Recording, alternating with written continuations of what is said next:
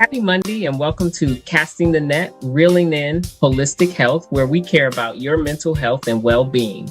I'm your host, Coach Rice, and I want to make sure that you tune in every Monday at 8 a.m. Central Standard Time, where I have my special guest on to talk about real issues that matter most. I want you to check us out on YouTube, Facebook Live, on Business Facebook page, also on the Be Awesome Network. Stay tuned. I think you're going to really like this next guest. Happy Monday and welcome to Casting the Net, where we care about your mental health and well-being. I am your host, Coach Rice, and with me today, I have a special guest. His name is Don Suttajit. He is a brand specialist, life coach, and author of the book called Tidy Less, Live More. Wow. He helps people understand why clutter keeps returning despite of their best efforts. Oh, wow. Drawn from psychology, design thinking, and behavior change, Don approaches tidying as an identity issue rather than a household task. Oh my God, I can't wait to get into this dialogue. So, Don, tell them where you're from, and you know, we'll talk about the whole home environment issue. So tell them where you're from first. Yeah, I'm from Houston, Texas. Was actually born and raised. We Martha and I had a talk. I came from Chicago, which she's there now, and but yeah, Houston, Texas. So when we talk about like holistic health, okay, for instance, most people think, mind, body, spirit, right? Where does home environment fit into the conversation? Yeah, your home is a trigger to, so obviously home clutter is physical, right? And Yes. when you see these clutter, it triggers your mental state, right?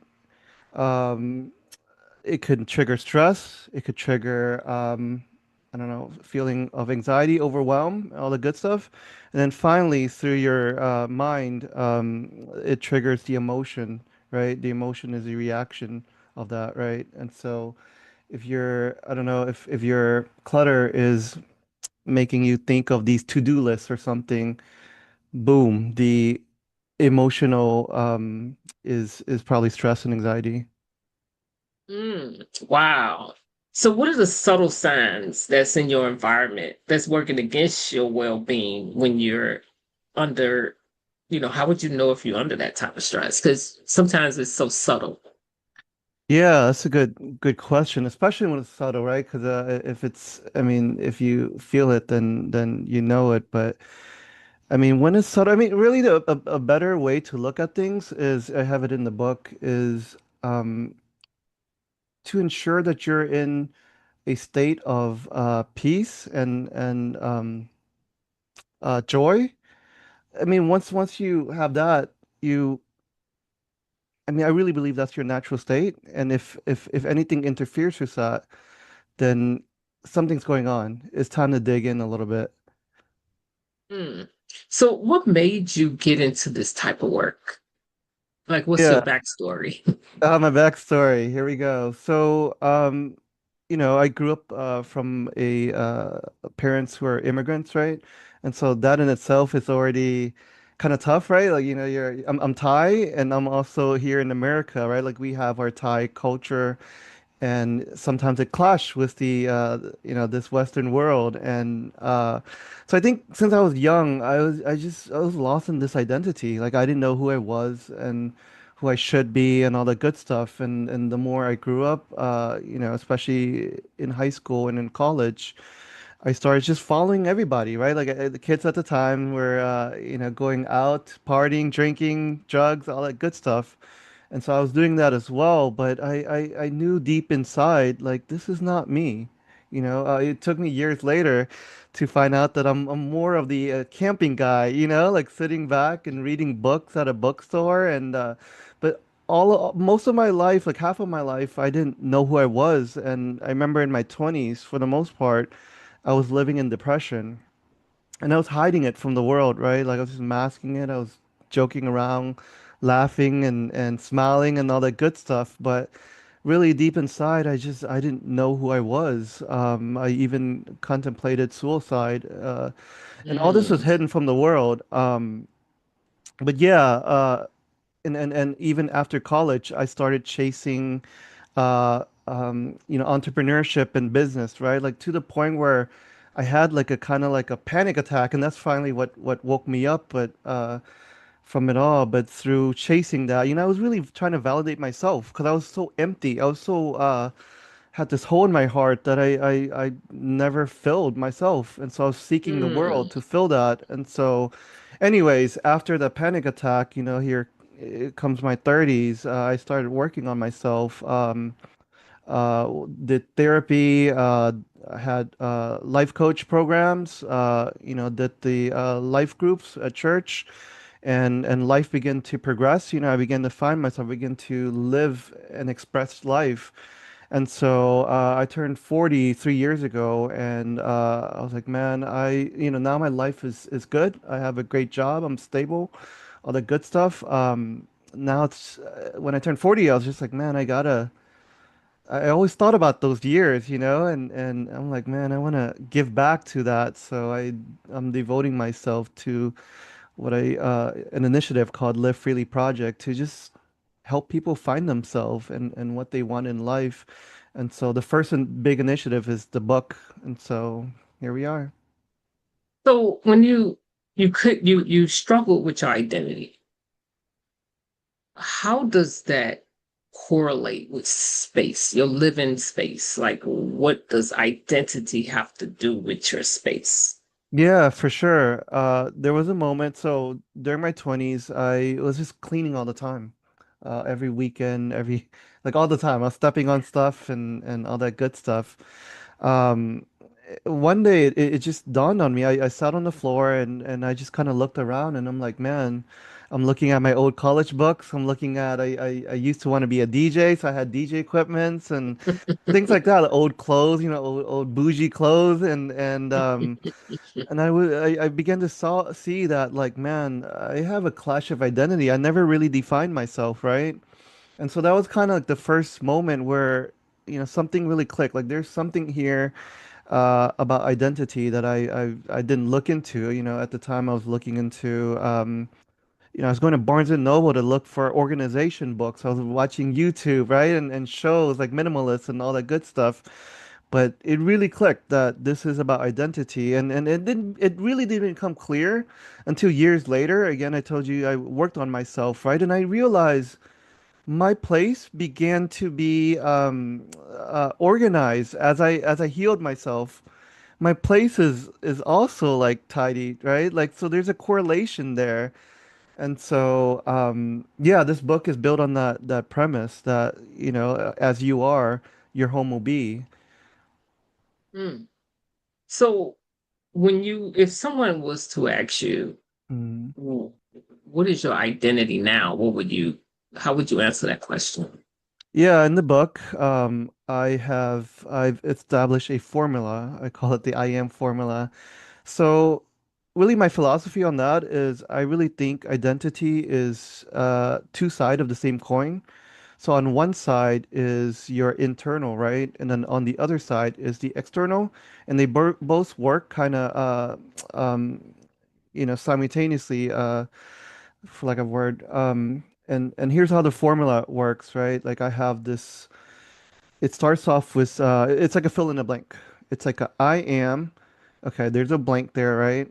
Hmm. Who express themselves by doing, and then you fill in the blank. And so the first I am is your internal state, right? Like it's your internal being. And so you answer it like I am a creative, right? A creative being who express myself, and now the other blank by doing is outward, right? By doing for me, like maybe painting or writing, right? And so a lot of times we have it backwards, right? Like here in the Western world, here in America, the question every time we ask, like, who are you? We do it backward. Like I am a brand strategist, right? I am a Right. lawyer.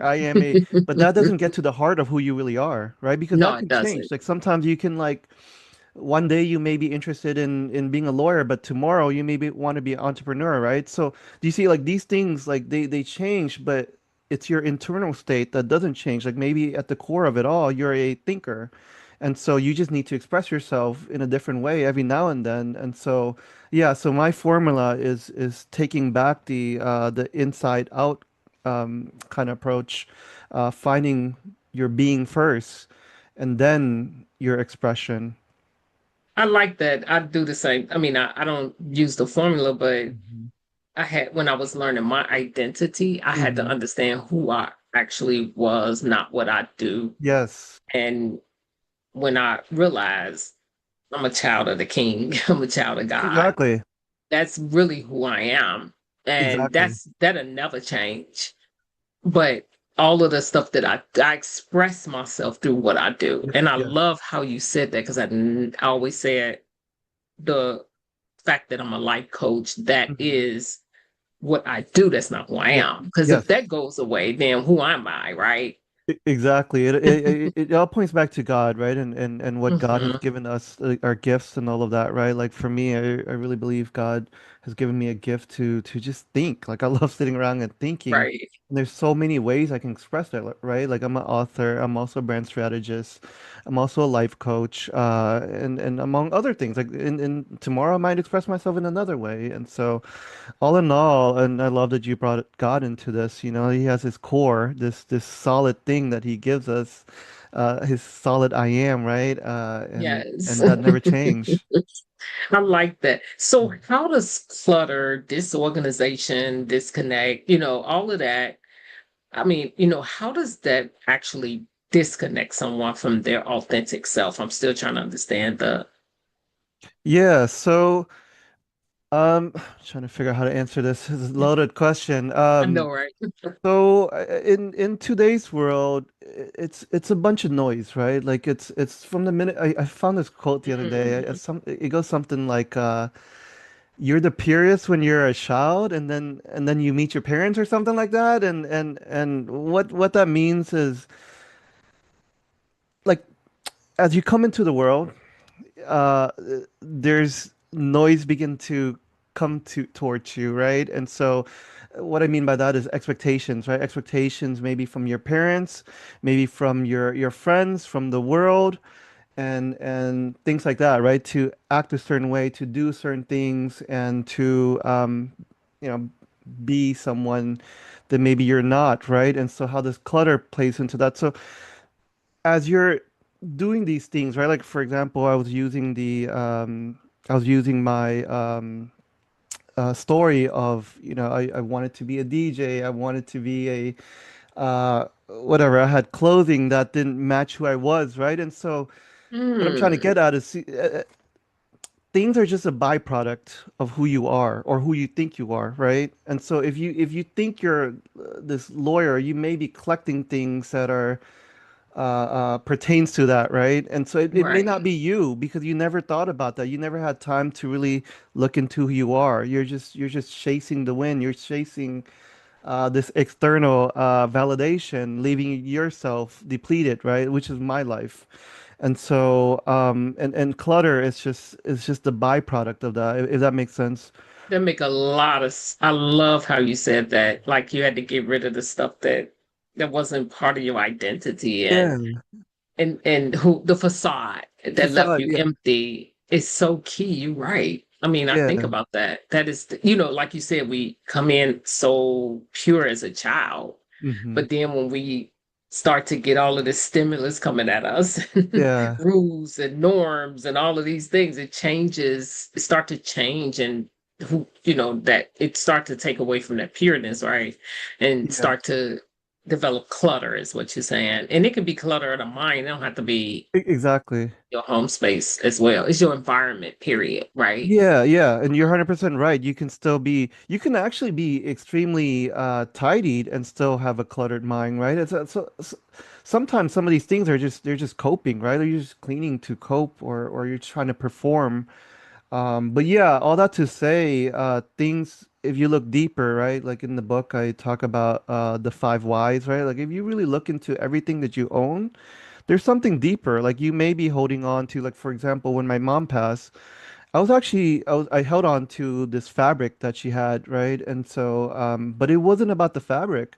I was holding on to her, this sense of security, this sense Hmm. of love, right? Or I was holding on to my college books because it's more about nostalgic and those days, right? Like I love Yeah, my college days, and do you see what I'm saying? Like so, I things see exactly what you're saying. clutter, yeah, clutter is way more than what it is. It's an emotional, um, uh, yeah, fulfillment.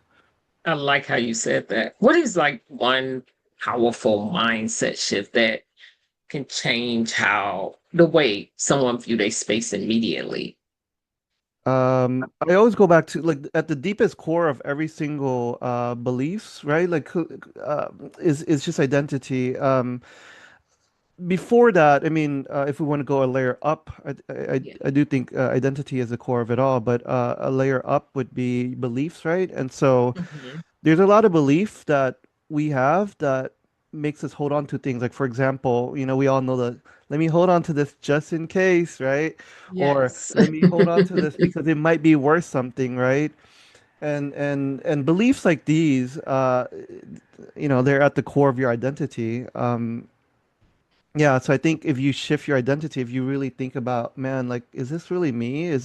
Or is this remnants of my parents, right? Is this remnants of my Mm. culture?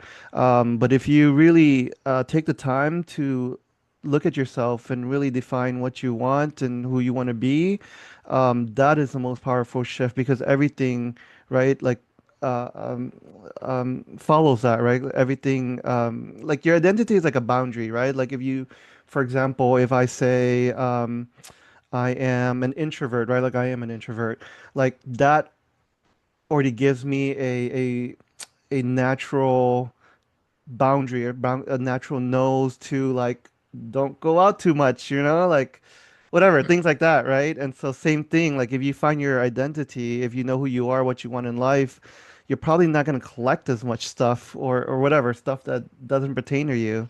So, I like how you mentioned your identity creates a boundary. mhm. Because you're so right. If your identity is in Christ, there's certain boundaries that you just won't cross. If your identity, I mean, if you actually even goals, if you have Yeah, your belief yes. system is powerful. Like if you have a goal Yeah. to lose weight, your boundaries have to be set. But Yeah. be careful who you hang out with around that time. Yes. These are the things that we have to create. So I love how you said that because belief is everything, right? Belief, Yep. you could believe something and that's steering the trajectory of your life. So For we have sure. to, what is that? We have to check out our belief systems, right?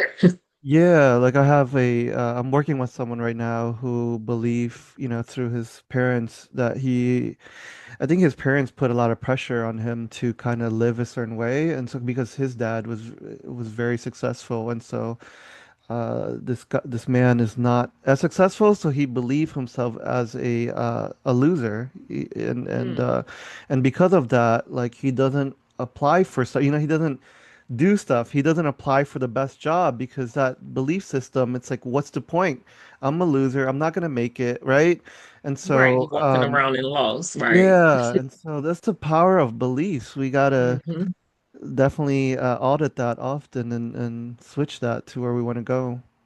Wow, that is so powerful. So, how do you help people align their environment with who they are, becoming not what they think, who they think they are, but who they are actually, if that makes Yeah, sense.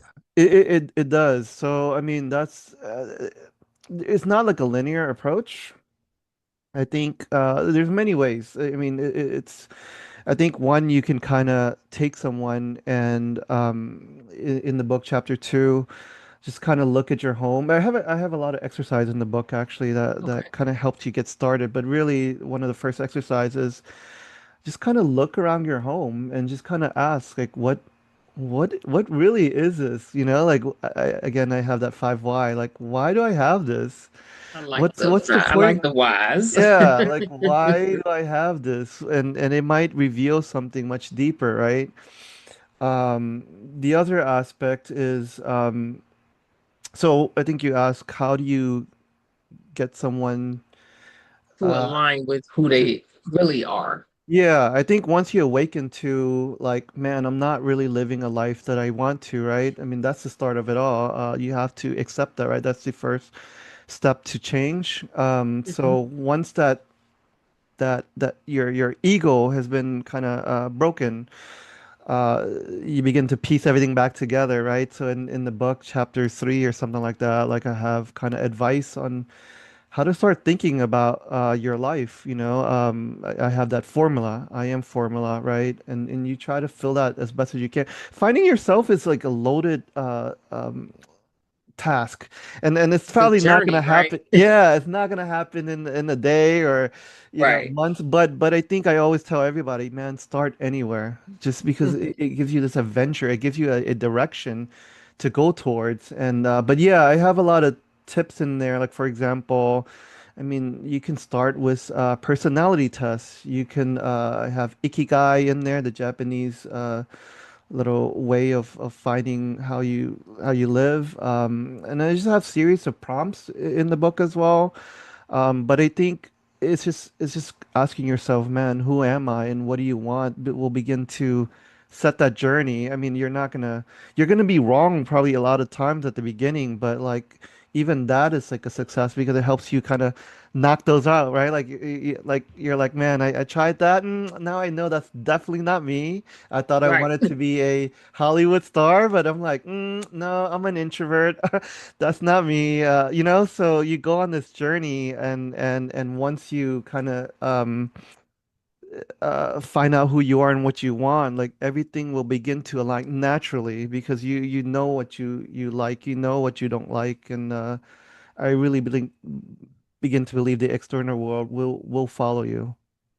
It's interesting how sometimes people, I don't know if you find this in your practice, but I do in mine, people really don't want to learn about themselves. Yeah. No, It's almost like they're afraid to be yeah. introduced to themselves. I say Yeah.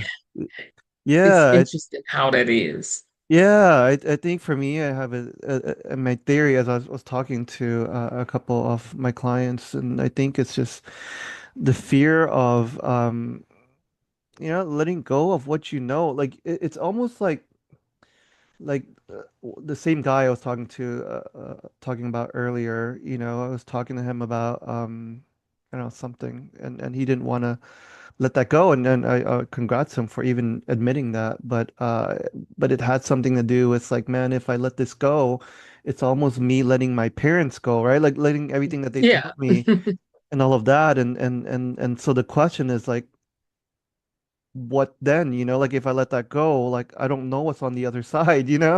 Right. So you have to build in that personal confidence and finding yourself in order to even move forward in life. And so, yeah, it is. Me too.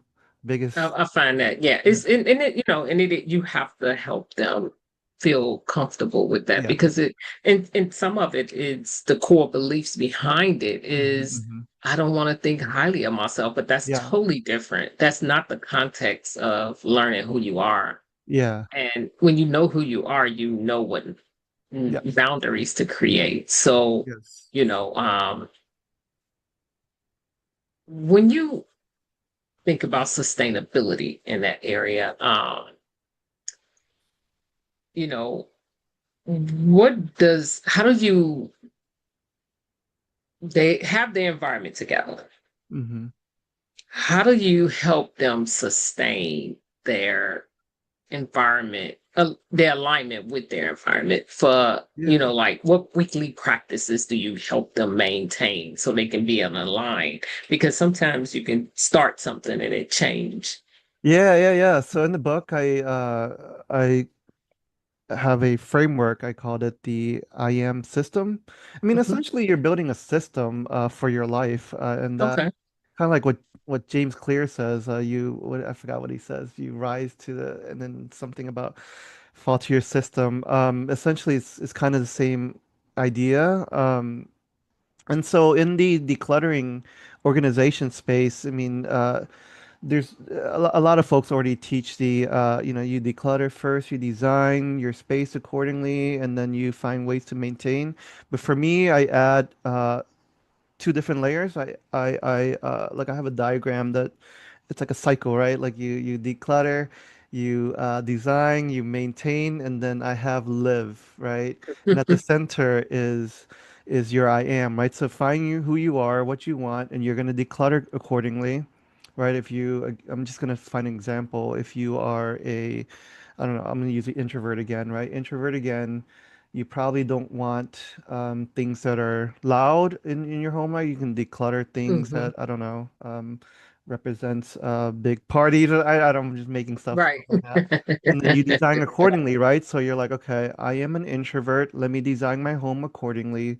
So maybe I do like a little nook for reading or something like that, right?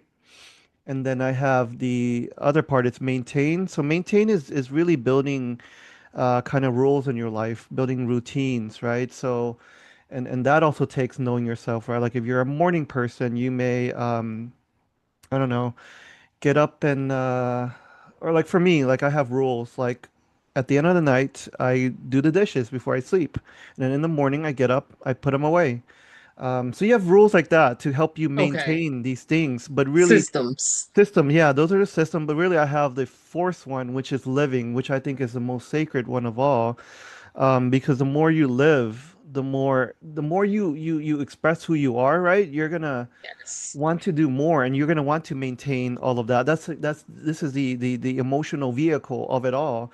And so I think I was talking to someone the other day about like, man, Don, I'm going through your little system chart, and the last what I really want to do is I want to be with my kids more. I want to spend time with them.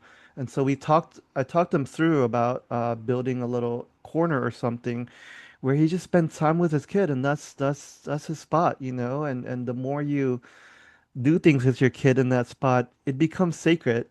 If that makes sense. Like for me, I have like a Yes. prayer spot, right? And nothing, and I have this little bench, and nothing goes on it because that's my time with the Lord, and nothing will go on it. I won't put any mess on it because that's my sacred time.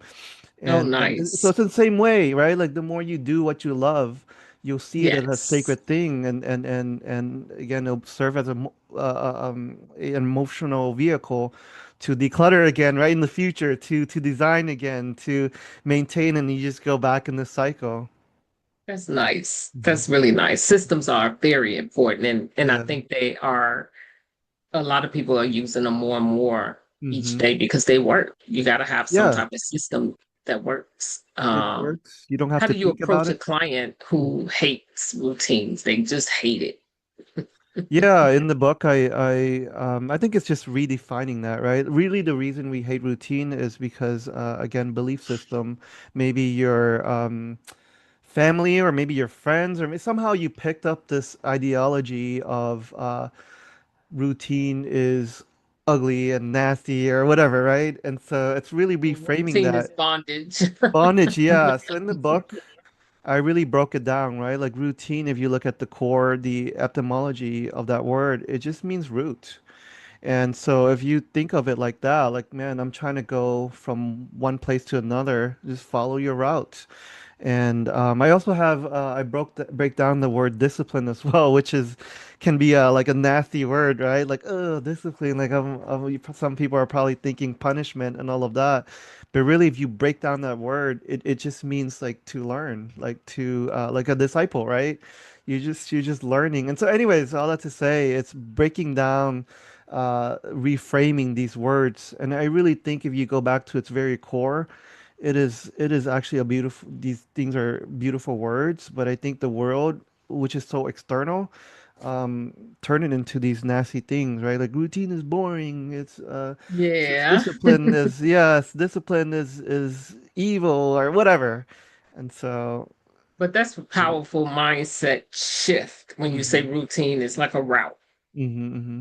I love that. That's where it came I from. love that. Same root The word, root yeah. road is route. Yeah. And Hmm. so it's like leading you Hmm. somewhere. I like that. Hmm. So we talked about your book. We talked about the contents that's in your book. You Hmm. got identity, environment, all of that. What message, the biggest message that you bring out in your that you want to convey to the audience to call to action to your book? What message do you want to give them? Yeah, so at the core of it all, I think I told you earlier, all about Live Freely Project, and so the book is just one of the many initiatives that I have plans for, but they're all gonna circle around this theme of living freely. And so for me, the biggest message, and even if you don't tidy up after the book, like the one thing I really want someone to get out of this book is just find yourself and what you want in life because I don't know, I just think it's so sad to go through this life, this precious life, and never live an ounce of who you are, right? And so I think we owe ourselves that to especially for your audience here. I know you're very faith-based. I think it's an honor and duty for to live a Christian life, to find ourselves in Jesus and to live that out. Yes. Yeah.